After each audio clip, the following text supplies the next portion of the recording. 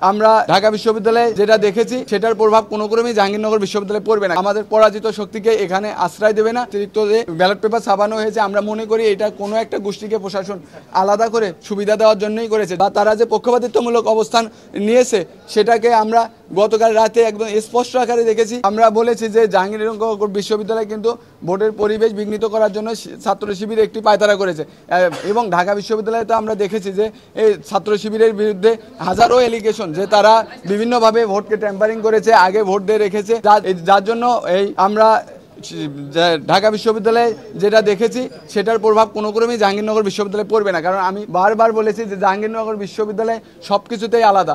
আমাদের বিশ্ববিদ্যালয়ের শিক্ষার্থীরা চিন্তা চেতনায় কালচারে সব কিছুতে আলাদাভাবে বেড়ে ওঠে। প্রগতিশীল শিক্ষার্থী তারা অবশ্যই কোনো এইরকম অন্ধ বা আমাদের পরাজিত শক্তিকে এখানে আশ্রয় দেবে না, কখনোই দেয়নি। আমরা 90-এ দেখেছি যে জাহাঙ্গীরনগর বিশ্ববিদ্যালয়ে যতগুলো নির্বাচন হয়েছে সবগুলোতেই জাতীয়তাবাদী ছাত্রদল নিরঙ্কুশ জয়লাভ করেছে। আমরা আজকে 2025-এ এসেও আশাবাদী যে ছাত্ররা শিক্ষার্থীরা তাদের আশা আকাঙ্ক্ষার প্রতীক এবং আস্থার ঠিকানা হিসেবে জাতীয়তাবাদী ছাত্রদলের প্যানেলকেই বেছে নেবেন। আমরা গতকাল থেকে যে শঙ্কিত প্রশাসনকে নিয়ে, নির্বাচন কমিশনকে নিয়ে সেগুলো লিখিত আকারে দিয়েছি। আমরা এও জেনেছি যে অতিরিক্ত যে ব্যালট পেপার ছাপানো হয়েছে আমরা মনে করি এটা কোনো একটা গোষ্ঠীকে প্রশাসন আলাদা করে সুবিধা দেওয়ার জন্যই করেছে। যদি এইরকম কিছু হয়, যদি এইরকম কিছু আমরা লক্ষ্য করি, অবশ্যই জাহাঙ্গীরনগর বিশ্ববিদ্যালয়ের সাধারণ শিক্ষার্থীদেরকে নিয়ে অবশ্যই সেই শক্তিকে, সেই অপশক্তিকে আমরা মোকাবেলা করব। আমরা প্রথম থেকে দেখেছি প্রশাসন খুবই ঢিলে ঢালাভাবে ব্যাপারগুলোকে হ্যান্ডেল করেছেন, কিন্তু তারপরে আমরা অসঙ্গতি থাকা সত্ত্বেও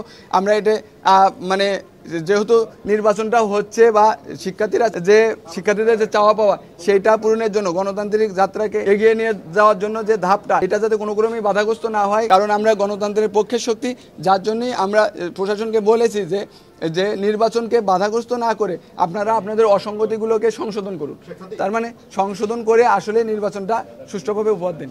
আপনারা জানেন যে আমরা বারবার একই প্রশ্ন আপনাদের উত্তর দিয়েছি যে গতকাল থেকে বা শুরু থেকেই হাজারো অসঙ্গতি ছিল, প্রশাসনের গাফিলাতি ছিল, প্রশাসন প্রহসন করেছে আমাদের সাথে। তারপরেও আমরা প্রশাসনকে এগুলো, আমরা যেহেতু চাই পরিবর্তিত রাজনীতি, আমরা প্রশাসনকে সংশোধনের জন্য প্রশাসন এই ব্যাপারগুলো খুবই সুন্দরভাবে যাতে হ্যান্ডেল করে, শিক্ষার্থীদের সাথে এবং প্রশাসনের যাতে একটা দৌরত্ব তৈরি না হয়, কোলাবোরেশনের মাধ্যমে যাতে সুন্দর একটা ইলেকশন হয়, সেই ব্যাপারে আমরা বারবার বলেছি। তারপরেও তারা যে ঢিলেঢালা অবস্থান বা তারা যে পক্ষপাতিত্বমূলক অবস্থান নিয়েছে সেটাকে আমরা গতকাল রাতে একদম স্পষ্ট আকারে দেখেছি। আজকে সকালেও দেখেছি বিভিন্ন হলে এই পতিত স্বৈরাচারের দোষর তাকে নিয়ে ক্যাম্পেইন করা, তাকে নিয়ে ভোট আয়োজন করা, যে প্রার্থী এবং একই সাথে শিবির সভাপতি যে বিভিন্ন হলে শিক্ষার্থীদের কাছে গিয়ে মুভ করতেছেন, এই ব্যাপারগুলো শিক্ষার্থীদের মাঝে আতঙ্ক ছড়িয়ে দিয়েছে।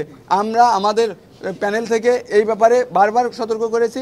তারপরে আমরা মনে করছি যে এই ভোট গ্রহণ নয়টাই শুরু হয়েছে, এটা সুষ্ঠুভাবে শেষ হবে এবং ফলাফল যাই আসুক, শিক্ষার্থীরা যাকেই নির্বাচিত করুক, আমরা আশাবাদী শিক্ষার্থীরা আসলে দেশের স্বার্থে, ক্যাম্পাসের স্বার্থে, শিক্ষার্থীদের স্বার্থের শক্তিকেই বেছে নেবে এবং আমরা সবাই মিলে সেই জয় সেলিব্রেট করব।